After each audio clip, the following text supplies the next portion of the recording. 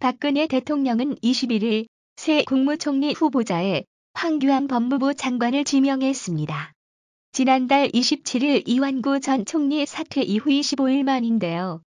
박 대통령의 부정부패와 정치개혁 의지가 실린 인사로 평가됩니다. 오늘 지명 결과를 발표한 김성우 홍보수석은 황 내정자는 대구고검장, 부산고검장 등 검찰 내 주요 보직을 거쳤고 박근혜 정부 출범 이후 법무장관으로 직무를 수행해 오면서 대통령의 국정 철학에 대한 이해가 깊고 사회 전반에 부정부패를 뿌리 뽑아 새 한국을 만들고 정치개혁을 이룰 적임자라고 인선 배경을 설명했습니다. 새정치민주연합은 황 신임 총리 내정이 발표되자마자 강도 높은 반대 논평을 내놨습니다. 김영록 수석 대변인은 박근혜 대통령이 국민통합형 총리를 원했던 국민의 바람을 저버린 것이다. 공안 통치에 나서겠다고 노골적으로 선언한 것이라고 비난했습니다.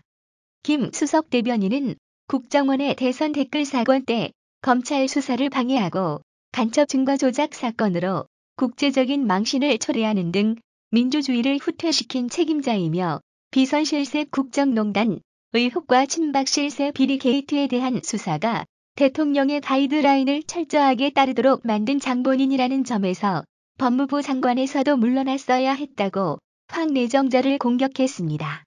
이현주 원내대변인은 내정자를 김기춘 아바타라고 원색적으로 비난하고 총리로 내정한 것은 야당에 대한 선전포고이자 국민을 무시한 처사라며 여전히 수첩 인사를 벗어나지 못한 것 같다고 박 대통령의 인사 스타일을 비아냥거렸습니다.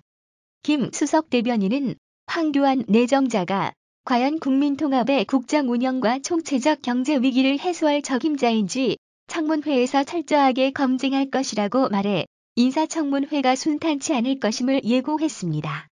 황 내정자는 발표 직후 과천청사에서 엄중한 시기에 국무총리 후보자로 지명된 데 대해서 무거운 책임감을 느낍니다. 국무총리로 봉사할 기회가 주어진다면 지금의 어려움을 극복하고 우리나라의 작은 힘이나마 온 힘을 다하겠습니다라고 소감을 밝혔습니다.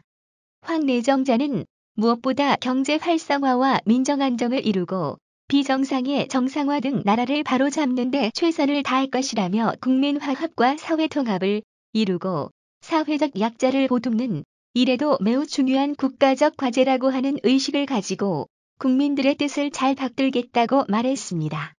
후보자는 서울 출신으로 경기고와 성균관대 법대를 나와 사법시험 23회로 창원지검장, 대구고검장, 부산고검장 등 검찰 주요 요직을 두루 거쳤으며 현직 검사 시절에는 국가보안법 해설서를 펴낼 정도로 공안 업무에 정통한 공안통으로 이름을 날렸습니다.